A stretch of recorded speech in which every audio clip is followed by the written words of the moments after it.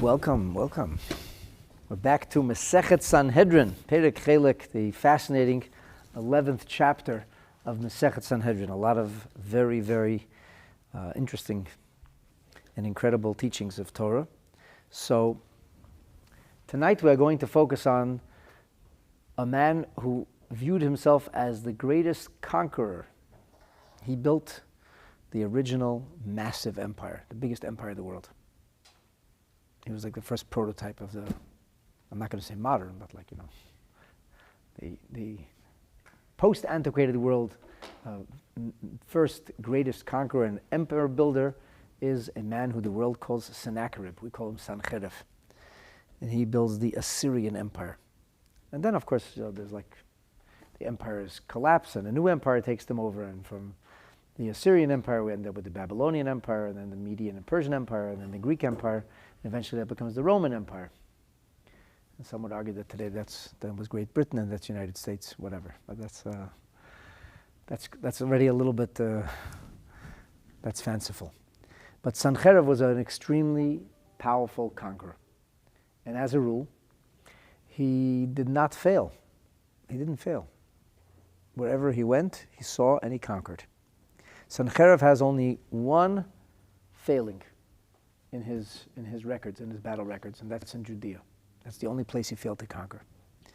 And we're going to learn the story of Sennacherib's marching on Yerushalayim, and how and why he almost succeeded, but in the end did not. And maybe there's some very important lessons for us today. Maybe. Shall we? Okay. Daf Tzadek, page 95, side A. To be sure, in the previous Gemara, we analyzed a verse which is found in the 10th chapter of the book of Isaiah. And there we discussed a number of different journeys that this Sennacherib fellow, the Sanhedrin, made as he was marching on Yerushalayim. And the Gemara has a whole discussion on why do we have it. It doesn't seem to be the exact amount. It says 10, but it's really not 10. We learned that in great detail. So the Gemara says, okay, fine. So now that we've got to verse 32, let's continue this analysis. And the Gemara now begins to quote verse 32. Verse 32 of the 10th chapter of Isaiah opens with the words, Od hayom benov la'amod. It's a very unusual way to start a pasuk. Od hayom benov can read something like, still on this day, before the day ended. It's like, it's still day. It's still day, and he has arrived at Nov, which was known to be the settlement or city of Kohanim, in the modern city of Yerushalayim, which is much, much bigger than Yerushalayim ever was before. There are many outlying neighborhoods that have become part of what we call today the Greater Jerusalem area. So, for example, many historians believe that the area of Nov, which in biblical times was a village in the hills outside of Yerushalayim, a significant distance away by horse and buggy, it would take you a day to get there or half a day to get there, and certainly it was a day's walk. And today it's a 20-minute car ride. Today the neighborhood is known as Shuafat or Ramat Shlomo. And interestingly, it is the only part of the Greater Jerusalem area that has a building in today's day and age that is not made of Jerusalem stone. I don't know what this has to do with anything, but I'm just sharing with you. The modern area of Shuafat or Ramat Shlomo, which is a Jewish neighborhood today, has a replica of 770. The Jerusalem Council met and they approved a special exception that you can build a red brick 770 in the middle of, otherwise is a sea of Jerusalem stone. Anyway, that's the area. That's the area we're talking about, according to most opinions. Others maintain that it's maybe Abu Tor, a little bit closer to Yerushalayim. It's certainly on the hills outside Yerushalayim, and it seems that during the time of Shaul HaMelech, that this was even the site in which a Beis HaMikdash of sorts had been established. It was a settlement of Kohanim, a city of Kohanim, and the Kohanim were performing the rites and the rituals which are supposed to be done in the Beit HaMikdash, in the Mishkan. Mishkan Shiloh had become destroyed after being in what the world today calls the West Bank. We call it Yehuda and Shomron. In the city of Shiloh, there had been a Mishkan, which was made of stone and had the tapestries and the skins of the Mishkan that were draped over it. So the remnants of that Mishkan, after it was destroyed by the Philistines, after being there for 369 years, moved into the area of the Judean hills outside the city of Yerushalayim. By the way, Yerushalayim was not Yerushalayim at the time. It was not even really a settlement. There was a threshing ground, and there was a Jezubite settlement that had not been dislodged, and it was still there. There was a fellow named Aravna who owned the threshing ground on what we know today as the Temple Mount area.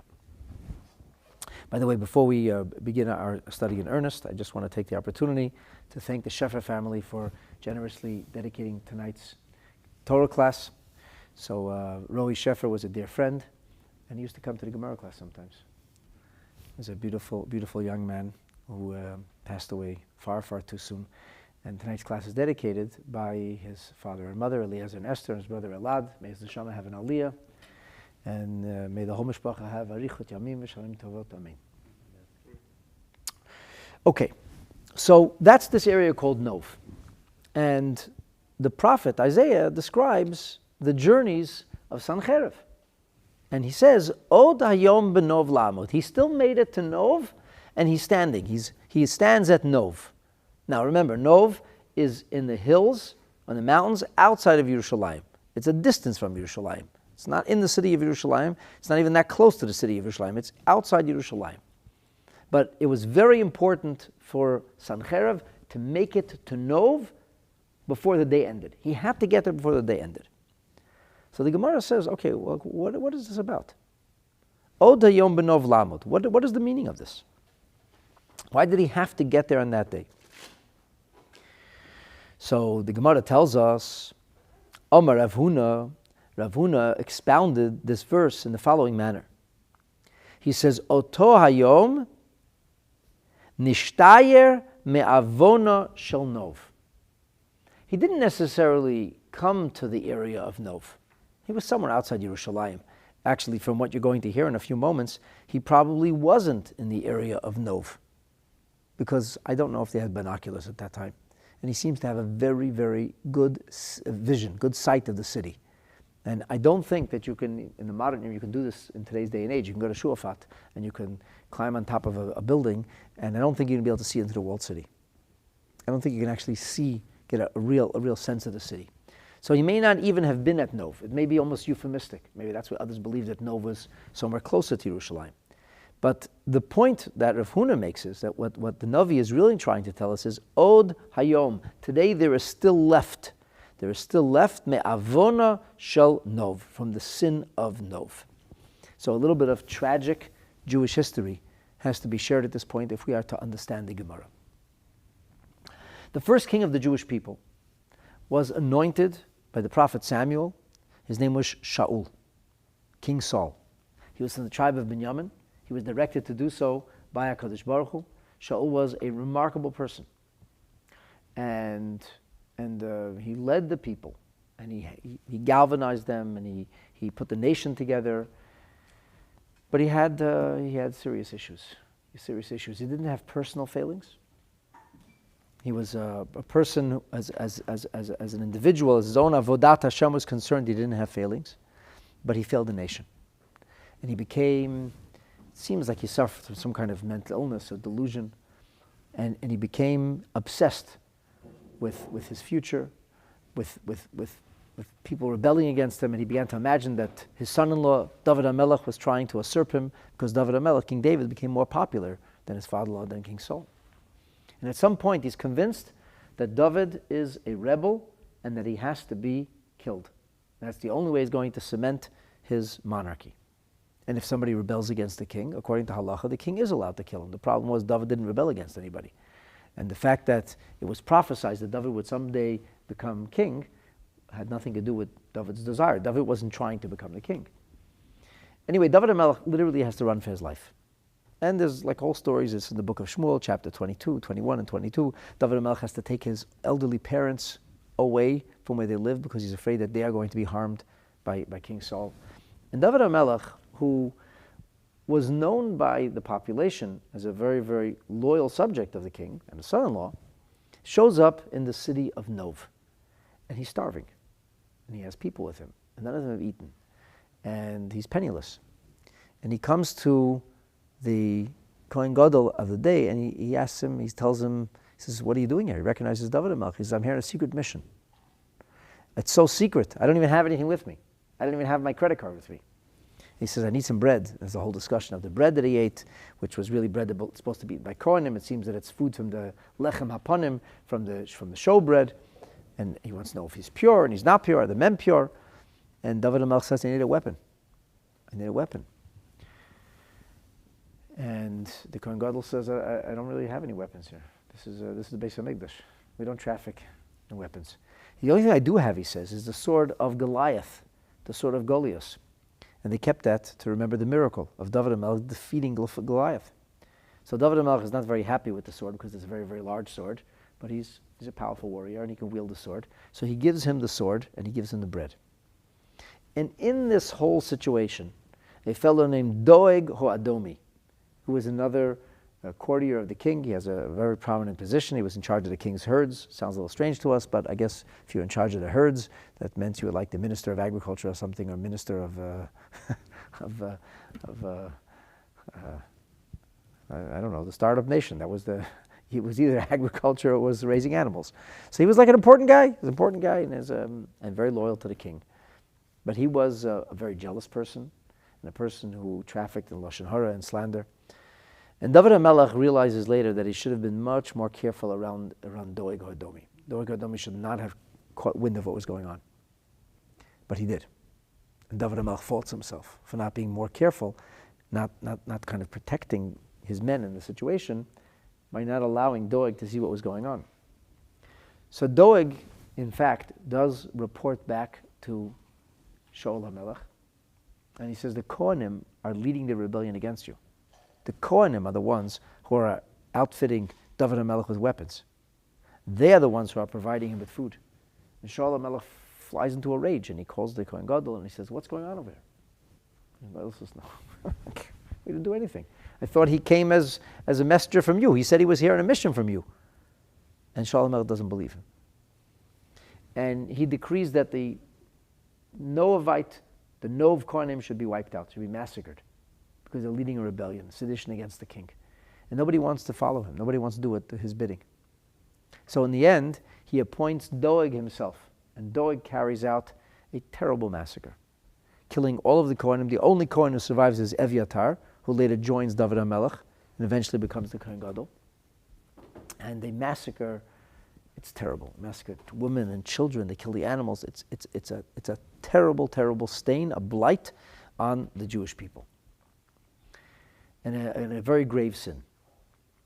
Now, the primary perpetrators here are Saul, King Saul, Doeg, who speaks Lashon Hara, the slander against David HaMelech, but even worse, he carries out the orders of King Saul and he massacres these people. But David HaMelech considers himself guilty too. He says, I should have been more careful. So these are the people who bear guilt. And the truth is that the three are punished in different ways, but the three are punished. But the Gemara says here that there's a little bit of consequence, of punishment still left over from the people of Nov. Now we are many generations later, hundreds of years later, in the time of Hezekiah HaMelech.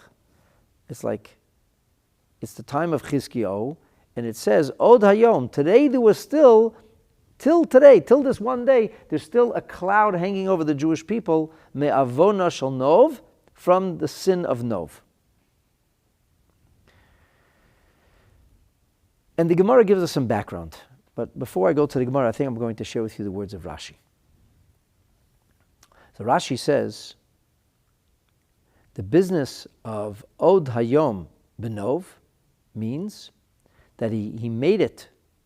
He made it just that day, and Ota Hayom Nishtar Me'avona Shel Nov, on that day, there's still a pallor, a shadow a stain, a blight over the Jewish people from the massacre of the city of Nov.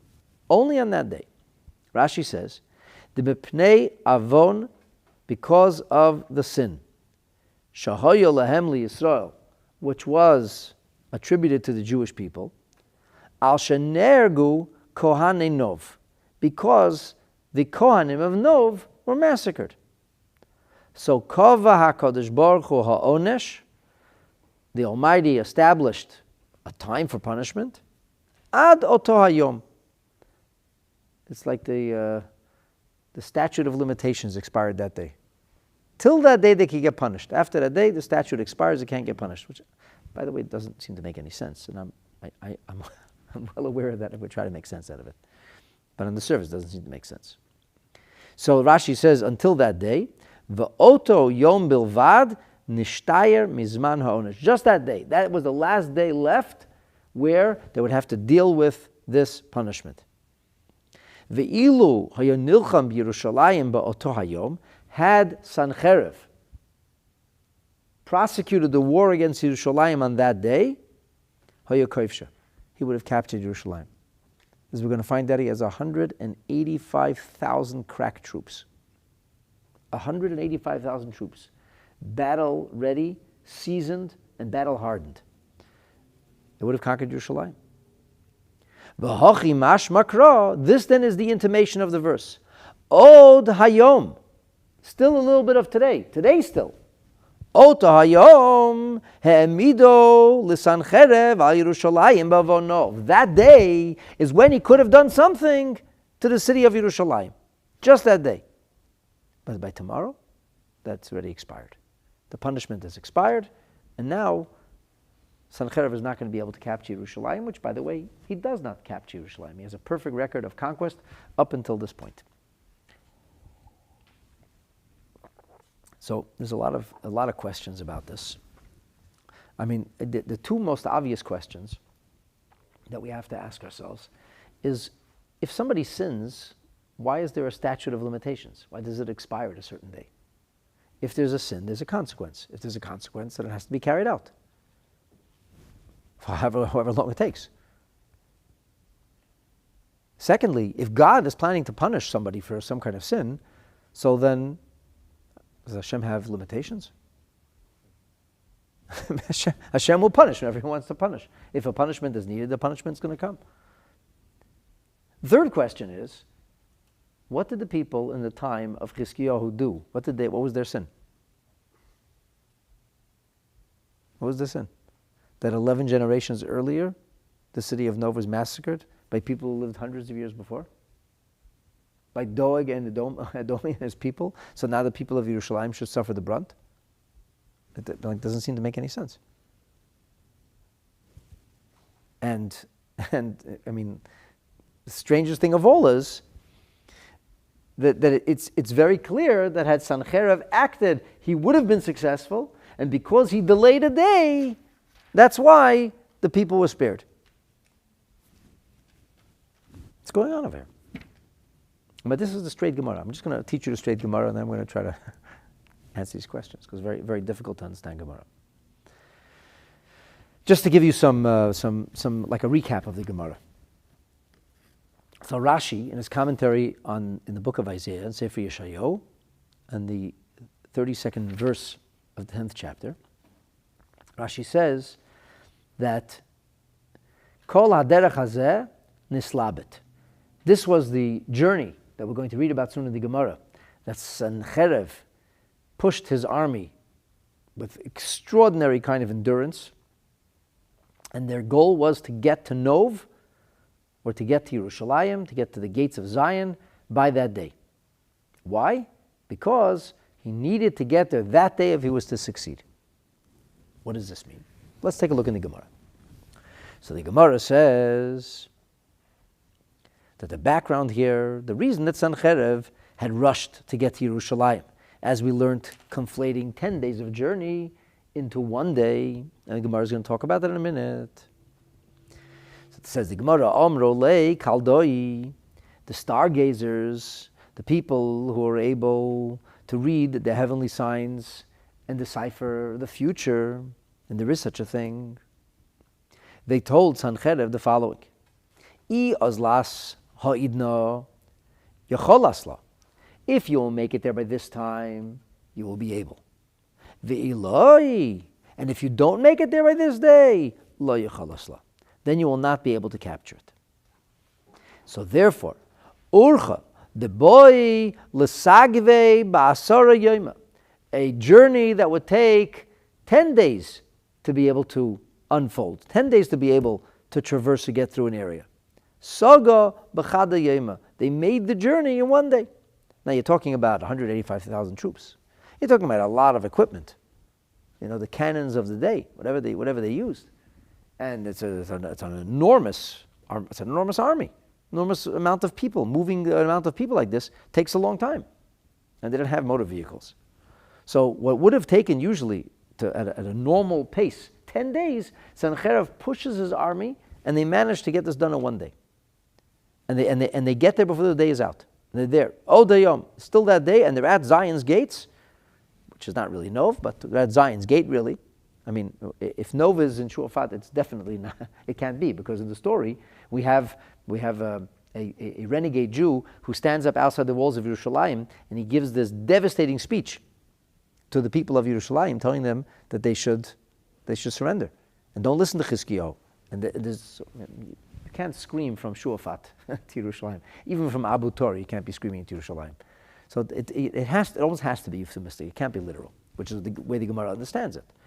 So he gets to Yerushalayim, and b'yom echad, and kimoto Yerushalayim, when Sennacherib comes to Yerushalayim, so then shadile bistriki, he piles up. So they translate this as like rugs or mattresses, padded mats. They made like a mountain of mats, and the reason they made this mountain of mats is ad the solik v'yosif me'ileve shura. They had to be higher than the shura, means the wall. So this was higher than the wall of Yerushalayim. Yerushalayim's walls are formidable, like 10 meters high. They made this enormous mountain of mats. Sennacherib climbs the top of all the mattresses, and he's able to see over the wall of Yerushalayim. So much so, he raised himself to such a point, ad the chazye lekuli Yerushalayim. He ends up with what you could call, I guess not a bird's eye view, but he has a lookout view. Like from a summit, from a high point, he's able to see the city of Yerushalayim. Sees right over the walls. And Sennacherib is not impressed. He's not impressed at all. Ki Chazir, when he saw it, and he knew what he was looking at, he was looking at the city. He wasn't looking for architecture. He wasn't looking for city planning. He was looking for military conquest. He took one look at the city, and he said, speaking from a military perspective, Izuter be'enei. It seemed very small in his eyes. He said, this is not a big deal. This is child's play. I got 185,000 troops. Omar, he said, Halaidahi karta Yerushalayim. This is Jerusalem. This is that fabled city, Jerusalem, which everybody kind of said I would never be able to capture. So Sennacherib is looking at Yerushalayim. He's not very impressed. And he says, this is Jerusalem. This is the city, the Allah argishas kol mashrise. This is what I was pushing everybody for. This is why I was rushing through a journey to get here to the city, like I had to get here today.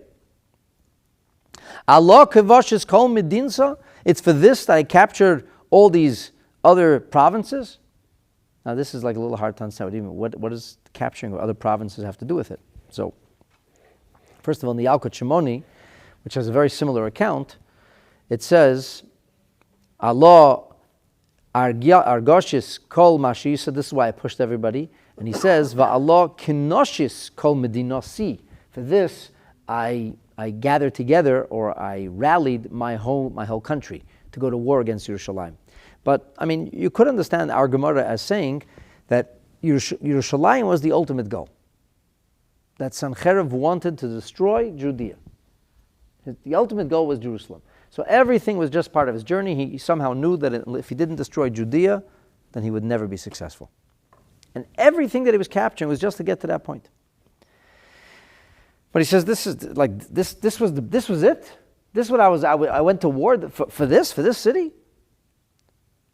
Zeira, v'chalosha, mikol krochi amamaya. This city is smaller and weaker than all the other cities, the kavashis, b'skoif yadei Allah, that I was able to capture with the might of my military hand.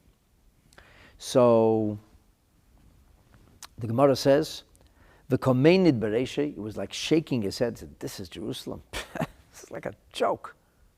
It's like very contemptuously.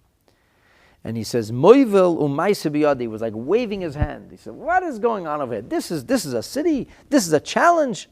This is a big deal. And he waved his hand in a disdainful way, al tur beis migdasha, on the mountain of the Beit HaMikdash, the Betzion val ezrasa de Yerushalayim, the mountain of the Beis HaMikdash, which stood upon Yerushalayim, and the Beis HaMikdash, or the Azara, the courtyard of the Beis HaMikdash, which was in Yerushalayim.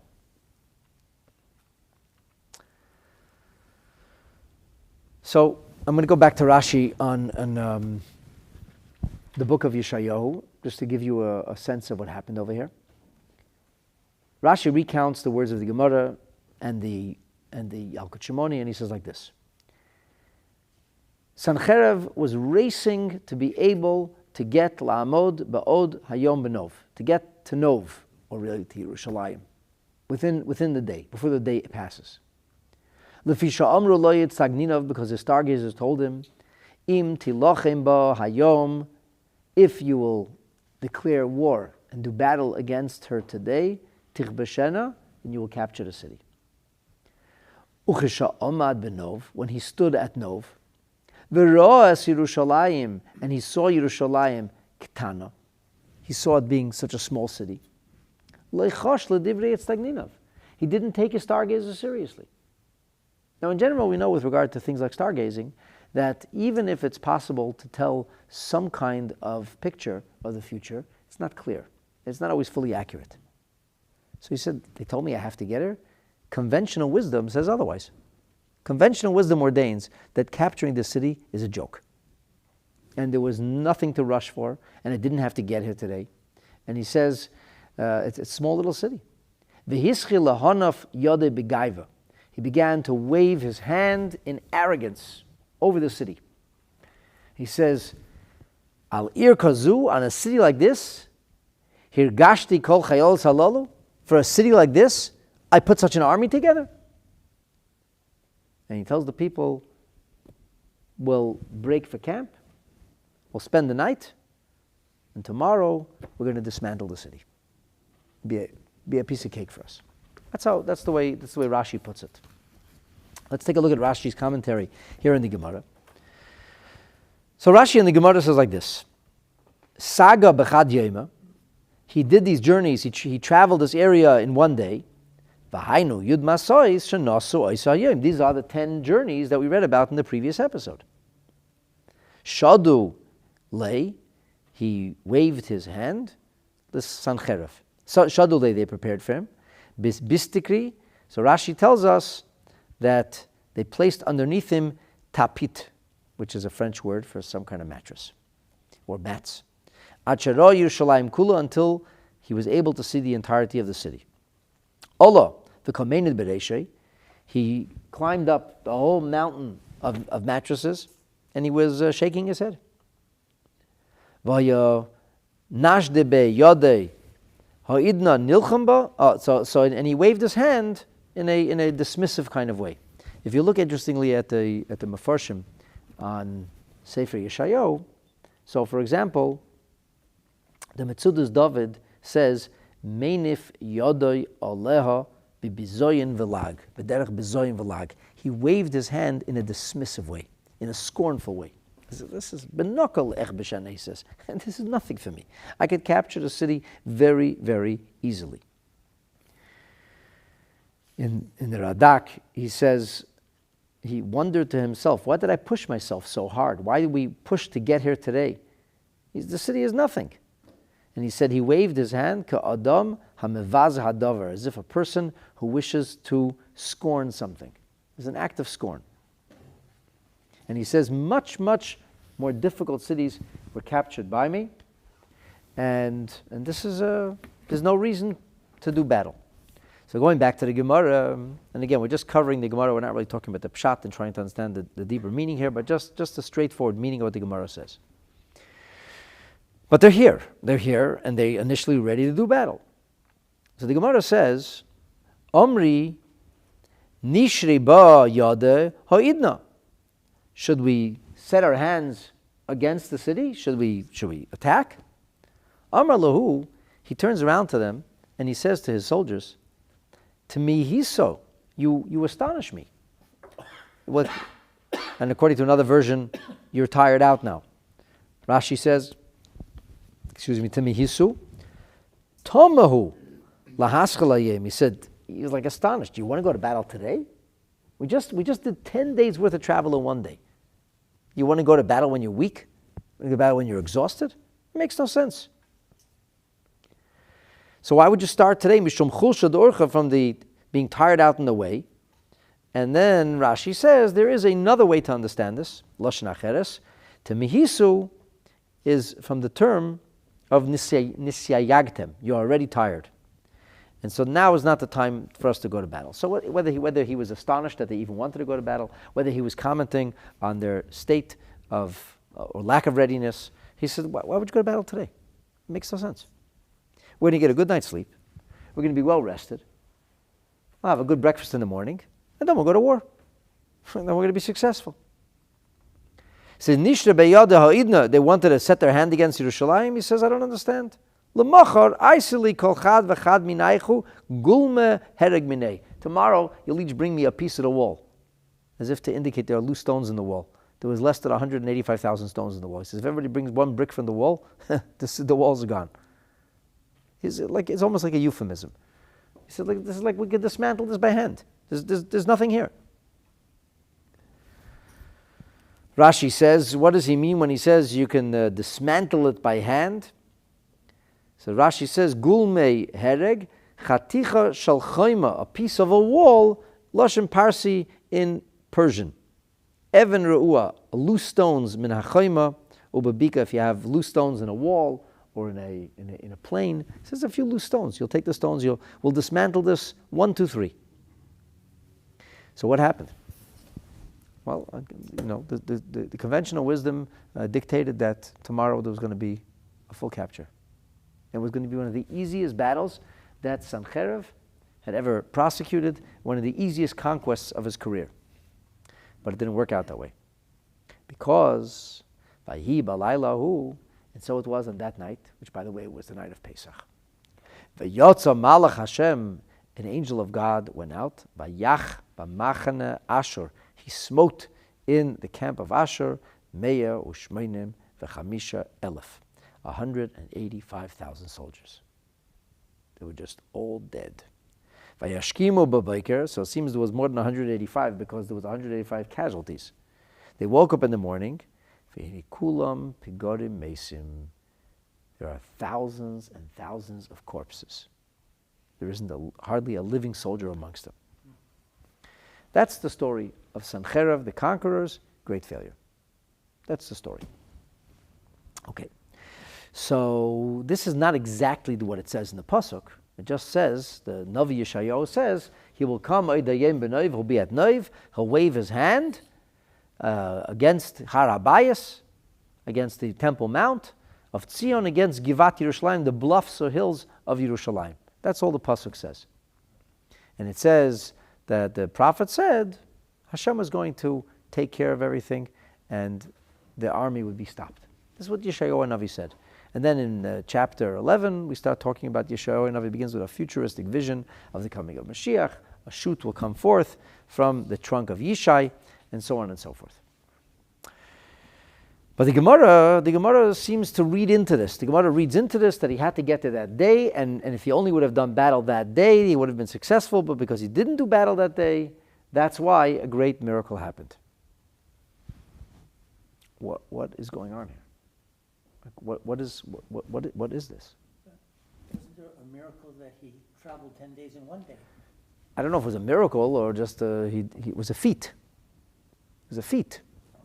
He tried very, very hard. We learned in the previous episode. He pushed himself. Okay, it sounds like Hashem got him there to wreak havoc on Jerusalem. But if Hashem got him there to wreak havoc on Jerusalem, so if Hashem wanted havoc wrought on Jerusalem, why wouldn't it happen the next day? Like, Hashem doesn't have a statute of limitations that expires. So if Hashem brought him there to destroy Yerushalayim, and then he had the choice, and he chose not to. So let's think this through. You're saying that Hashem brought him to destroy Yerushalayim, but it was Sennacherib's choice whether. There was a judgment due on Jerusalem. And If that was the last day. so, but what does that mean? I know the Gemara says that. How does that make any sense? A judgment is due because a sin was committed, so there has to be a consequence. But because Sennacherib was lazy or arrogant, that's why the people are spared. That doesn't seem to make sense. It seems unfair. Either the punishment is due or the punishment is not due. If the punishment is due, then it's due. If it's not due, it's not due. It seems maybe reaching a little bit, but to me, first look, there's a strong similarity between Pharaoh and the plagues. And Pharaoh, his heart was hardened. He couldn't, do what he was supposed to. And this guy had the same thing. Like, he had the chance to do it. So you're saying that God ordains that Sennacherib should make the right choice for us. I don't know. So Jerusalem was spared. So Jerusalem was why spared. to get there? Like, let him take 10 days, he would have missed the opportunity. Exactly. So then why did he have to get there altogether? He gets there, but he doesn't do what he has to. The whole thing does not seem to make sense. I'll listen. Go. So I mean, this would drive me crazy. I'm trying to understand this. Like that's what I spent most of my day on, trying to figure this out. Like, first of all, what was the sin? What did the Jewish people do to sin? I mean, it says that David HaMelech was held culpable, and that's almost like unfair, because what did he do? He wasn't careful around dog, but when you're a very righteous person, every little thing you do, you have to pay a price for. Okay. Right, like Yitzi is saying online, Harbe Shluchim Lamakim. Hashem has many ways, so if it's not Sennacherib, it's somebody else. I mean, if there's something has to happen, it's going to happen. What did people do wrong? The people didn't do anything wrong. Didn't they slaughter the Kohanim? They slaughtered the Kohanim. This Kohanim was slaughtered in the time when David HaMelech was a young man. This is Doeg HaAdomi. So Doeg HaAdomi does this terrible crime, and Doeg HaAdomi gets punished, as he should have been. And Shaul HaMelech pays with his life, as he should have. And David HaMelech suffers consequences, and we'll learn about that in the next episode.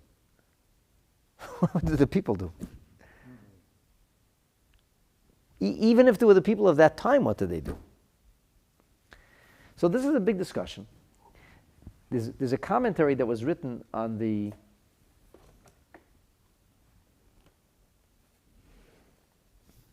Yitzi is saying, I'm saying there's a Bechira and that there isn't a Bechira for a monarch in the same. It's not even a question of whether there's Bechira. The bigger question here is like who's Bechira? Who's freedom of choice? The freedom of choice that's Sanhedrin. Sennacherib is a horrible guy. He's a mass murderer. That's what he is. He's a heartless, cruel, miserable individual who massacres probably hundreds of thousands, if not millions of people in his bloodlust, in his desire for global domination and conquest. There's nothing righteous about it. He's not a good guy. All right, so let's talk about what the Mefarshim say. And by the way, I'm going to tell you that none of the things that the Mefarshim say actually kind of made sense to me at once, like explain this to once. When I put together what all the different Mefarshim say through a certain perspective, you'll see that something kind of starts to emerge of it. Rabbi Yeshayahu Pinto, who was a nephew of Reb Chaim Vital, going back to the 15th century now, he lost a son. His son was only 24 years old, Rahman al when he died.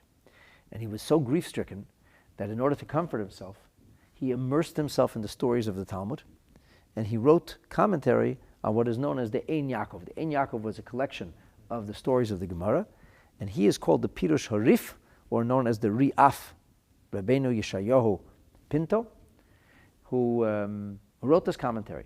So the Ri'af asks exactly this question.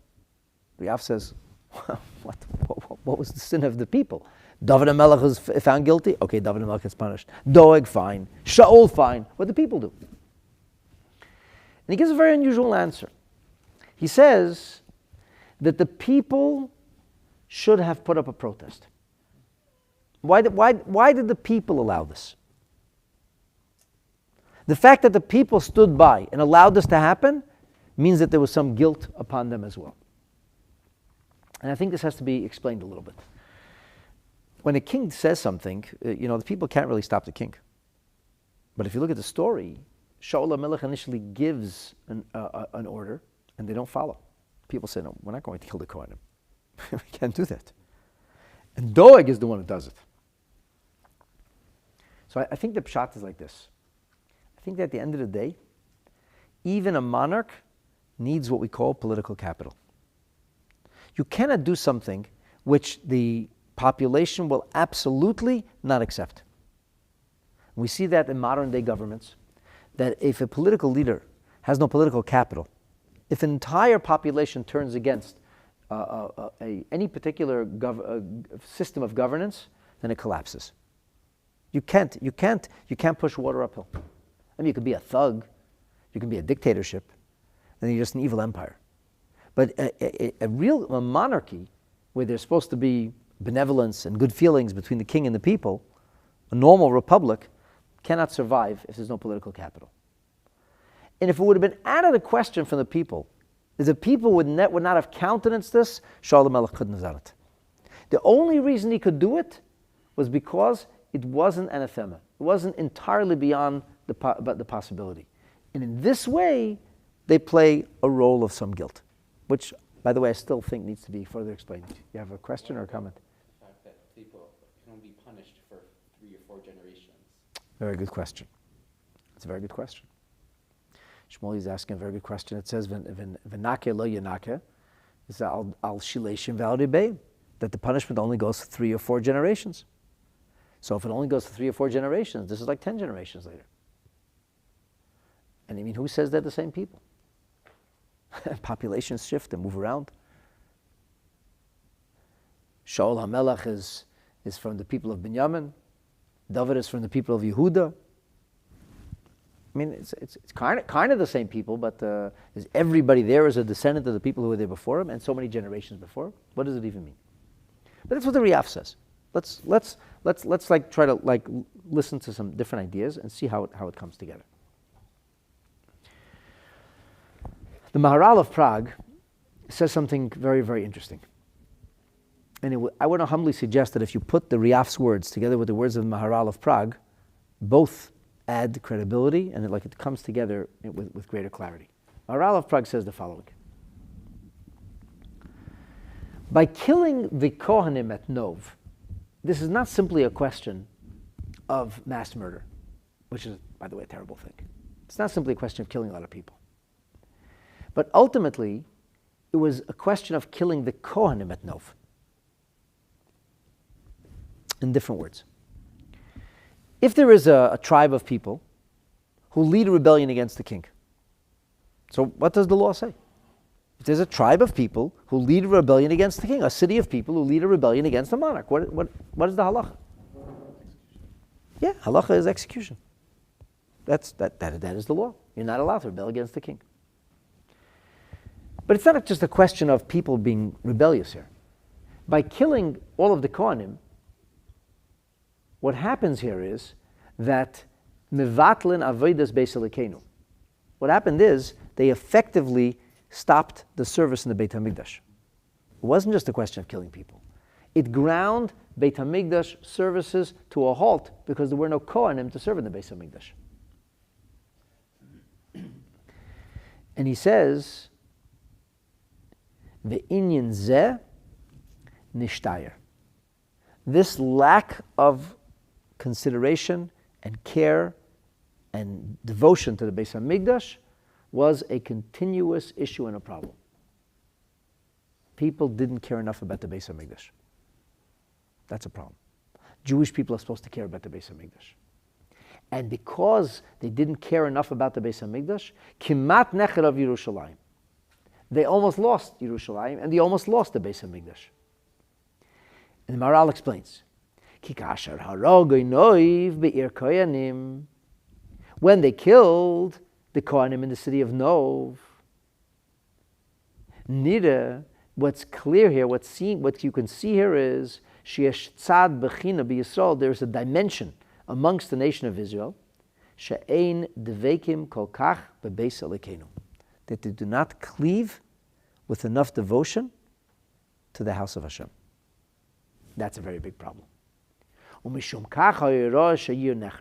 Because of this, because they didn't love the Beis HaMikdash enough, because they weren't devoted enough to the Beis HaMikdash, they were worthy of losing the Beis HaMikdash. And that's why he says that that day there was still something left over from the city of Nov. So this is like a little bit of a different picture now. It's not just a question of there was people murdered and the rest of the nation didn't push back. Shaul HaMelech knew that even if he would kill the city of Kohanim, which would necessarily mean that the Beis HaMikdash services of the day would be ground to a halt, Shaul HaMelech knew he can get away with that. He knew that there would not be enough pushback from the people. He effectively destroyed the Beis HaMikdash for all practical purposes. That's a problem.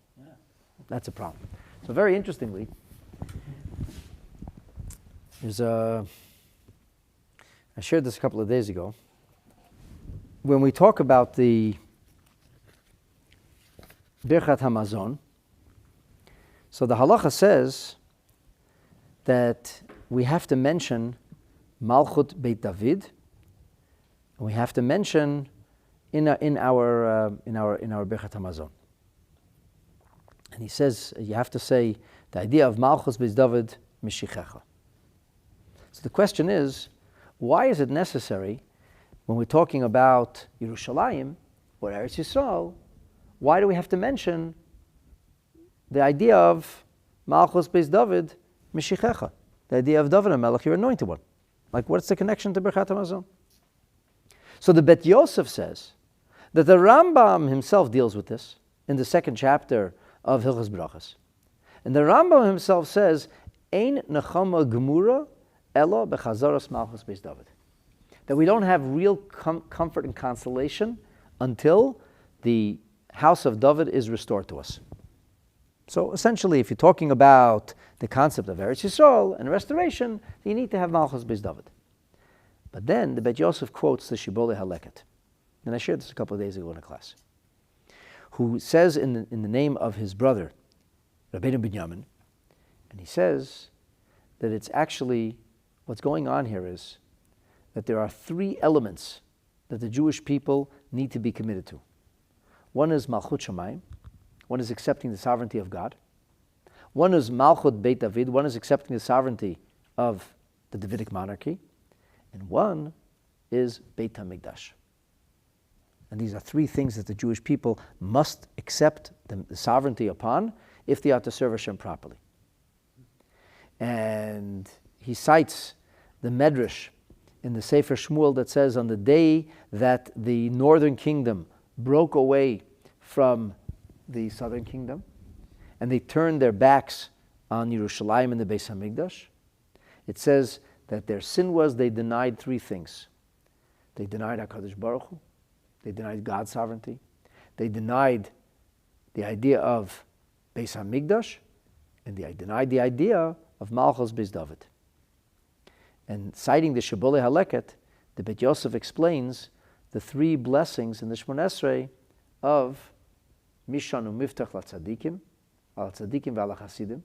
And he says that blessing is talking about accepting upon yourself Malchut Shamayim.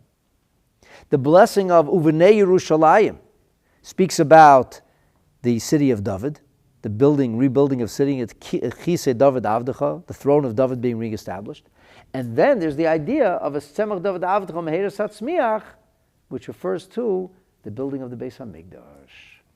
And he says that all of these three things, because that's the symbol of Mashiach who rebuilds the Beis HaMikdash, all of these things are critically important to our yearning. If we don't yearn, if we don't accept upon ourselves the sovereignty of Hashem, if we don't accept upon ourselves the idea that David HaMelech is the anointed one from Hashem, and if we don't accept upon ourselves the concept of the Beis HaMikdash, then we're deficient.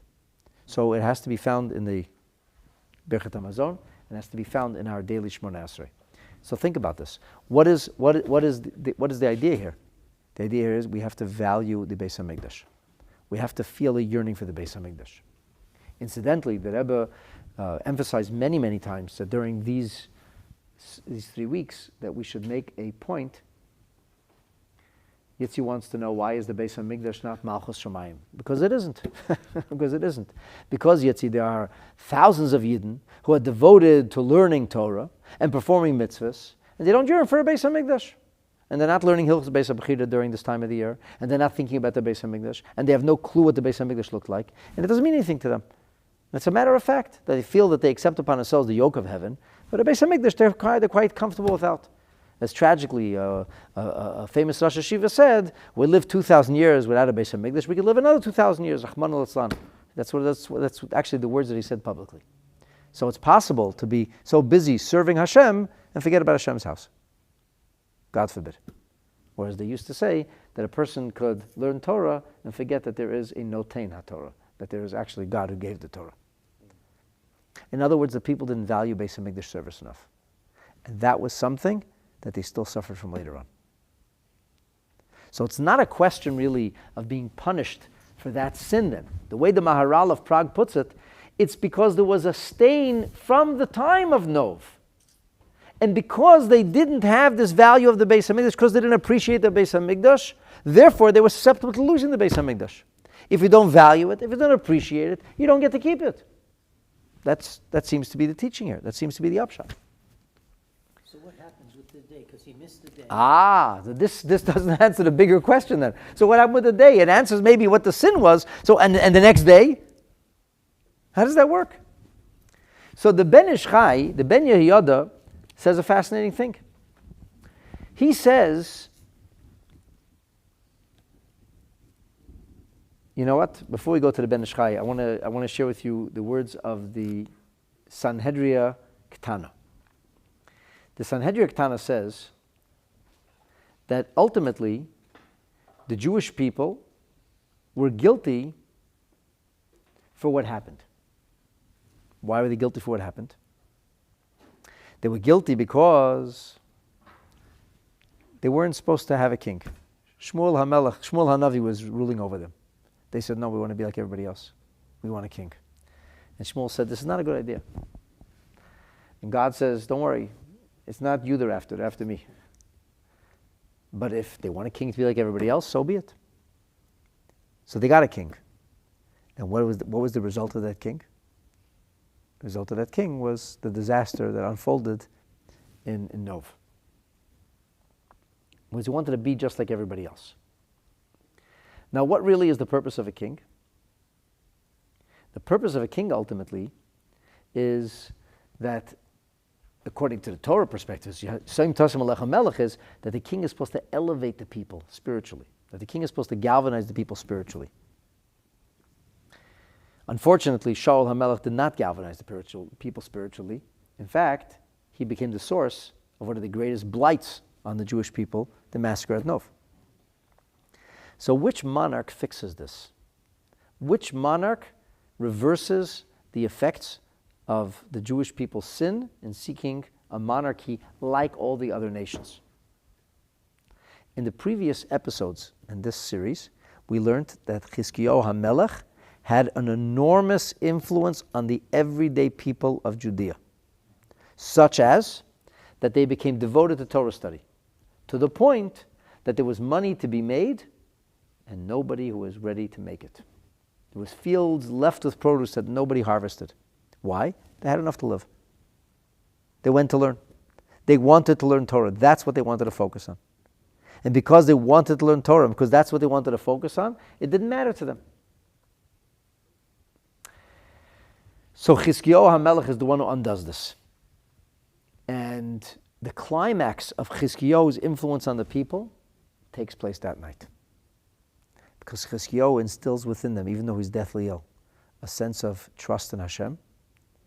And they continue to rely on God. They rely entirely on God. In other words, the nation evolves into the kind of nation they should have become on that Pesach night. And once they become the kind of nation they should have come, then nobody can touch them. So they didn't reach, that doesn't reach fruition until that night. Once that night happens, everything changes. Now I'll share with you what the Ben Yehoyada says. And we'll try to sew this all up together. Ben Yehoyada says that the Jewish people were not deserving of a deliverance such as they had. They were deserving. They should have been routed from the land and exiled, and at some point they might have come back. But they didn't deserve to have this massive miracle, which until today, incidentally, it is known in the history books. Sennacherib's wars are not a secret. They're part of history. And we know that his campaign against Jerusalem failed. And there is a record of something that happened that nobody could figure out. Nobody knows what happened. But he was there with 185,000 troops, and they didn't go anywhere. And then they fled. Nothing worked. So it's not clear to the world historians what happened. This is our story. Our story is that Hashem smote them. That's an unbelievable miracle. Where Hashem simply neutralized an entire army in one night, in one moment. So the Ben Yehoyada says, that night, the Jewish people were under such duress, under what he calls such pressure and such suffering, that they were elevated through it and they became worthy of the miracle. Now, if you put all of this together, a picture starts to emerge as to what happened over here. But in order to, here's the ether that's going to tie it all together. So there's an incredible rumination from the Rebbe. It's an edited rumination that's found in the 31st volume of the TISCH. It's in Chelek Lamed Aleph. It's on Purim. It's found on page 170. I'm going to share with you just the gist of this. The Rebbe cites the famous Gemara in Masechet Megillah, on Daf Yud Beis. The Gemara says, "Mipnei man is chayvu seneim shel Yisrael shebe'osei hadar koloya." Why did the Jewish people deserve to be wiped out in the generation of Purim? That's like a very heavy punishment. And the Gemara says, "Mipnei shenenu misudasei shel osei harasha," because they benefited, they enjoyed the feast, the royal feast of that wicked person. It refers to Achashverosh. So the Gemara says, okay, that works for the people of Shushan. What about the rest of world Jewry? And the answer there is, Mipnei she'ishtachava l'tzelem, because they prostrated themselves to an idol. So, if you think about what the Gemara says, the Gemara doesn't say, what? They ate non-kosher food? How could that be a reason for Jewish genocide? I mean, it's a sin, but for this, a whole nation should be destroyed? The Jewish nation should be annihilated because they ate non-kosher food? It doesn't seem to make any sense. The Gemara doesn't ask that. The Gemara just says, what about everybody else? As if, non-kosher food. Yeah, that makes sense. You'd be annihilated for non-kosher food. And then the Gemara gives an answer, and the answer is idolatry. So, why is that acceptable? I mean, okay, you shouldn't enjoy that food. And they weren't forced. It says, nenu, they enjoyed it, they chose it.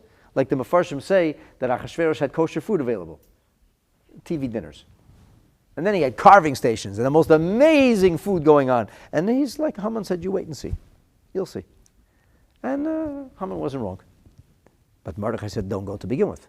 Had they not gone, they wouldn't have had problems. You put yourself in that situation, and they became enticed. And by the way, there was all kinds of other little sinful things, little night activities along the way. Once they started eating, they started drinking, and they started doing all kinds of other things. So they chose to do this. They enjoyed themselves materially. Okay, but that's not a reason to be annihilated. What's the pshat? So the Rebbe suggests something incredible. He says there's a famous teaching of our sages in which the Caesar asks Rabbi Yehoshua, how do the Jewish people survive? Rabbi Yehoshua acknowledges that we are like a solitary wolf amongst 70 hungry wolves. And today it's not so hard to imagine this. You can see it today. A solitary sheep among 70 hungry wolves. What's the answer? Rabbi Yehoshua said the answer is, Gadol Haraya, there's a great shepherd. And the shepherd can defend the sheep. HaKadosh Baruch Hu defends the Jewish people. HaKadosh Baruch Hu matzilo v'shemra. Hashem saves us, Hashem guards us. In other words, the fact that we are able to exist amongst the nations who have baleful intent towards the Jewish people is nothing short of miraculous. The continued existence of the Jewish people is, in fact, a miracle. And naturally speaking, there is no explanation for our continued existence. No other nation has been so persecuted. No other nation has been so hated. No other nation has been killed so often. So how are we still here? All the ancient nations are gone. And only the Jewish people are still here, speaking the same language, eating the same foods, doing the same things. How is that possible? As Mark Twain himself wrote, what is the secret of the Jews' survival? The Babylonians, the Assyrians, they filled the world with the sounds and of their splendor, and then they faded into the dustbin of history. But the Jew, he's like immortal. He's still here. How does this happen? And the answer is it's a miracle. They say that Louis XVI once asked Pascal if he has any proof that God exists. And without batting an eyelash, Pascal said to Louis XVI, "The Jews, Your Majesty, the Jews." The Rebbe says an amazing thing. Why did they go to Achashverosh's party? Like, what was the rationale, the rhyme and reason? These were like observant Jews. It was on Shabbat, and they were using vessels in the Beis HaMikdash. Why did they go to Achashverosh's party? Because they said, we're living in his country. He's our protector. And we have to do what is necessary to survive. If the king says you go to the party, you go to the party. In other words, when do we merit to have miraculous protection? When